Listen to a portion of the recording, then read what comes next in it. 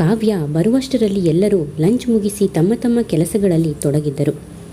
ಕಾವ್ಯ ತನ್ನ ಕಡೆ ಬೆನ್ನು ಹಾಕಿ ಟೇಬಲ್ಗೆ ಹೊರಗೆ ನಿಂತ ಆದಿತ್ಯನನ್ನು ಗಮನಿಸಿದಳು. ಕಾವ್ಯ ಬಂದಿದ್ದನ್ನು ತಿಳಿದು ಕಾವ್ಯಾಳ ಬದಿಗೆ ತಿರುಗಿ ಗುಡ್ ಆಫ್ಟರ್ನೂನ್ ಮೇಡಮ್ ಎಂದನು. ಆಗಲೇ ಆತನ ಹಿಂದೆ ಚೇರ್ನಲ್ಲಿ ಕುಳಿತಿದ್ದ ಅಂಜಲಿ ಕಾವ್ಯಾಳ ಕಣ್ಣಿಗೆ ಬಿದ್ದಳು. ಕಾವ್ಯಾಳನ್ನು ನೋಡಿ ಅಂಜಲಿಯೂ ಕೂಡ ಗುಡ್ ಆಫ್ಟರ್ನೂನ್ ಮೇಡಮ್ ಎಂದಳು ಮೆಲುದನಿಯಲ್ಲಿ. ಕಾವ್ಯಳಿಗೆ ಆಕೆಯನ್ನು ಅಕೌಂಟ್ಸ್ ಚೇಂಬರ್ನಲ್ಲಿ ನೋಡಿ ಶಾಕ್ ಆಗಿತ್ತು.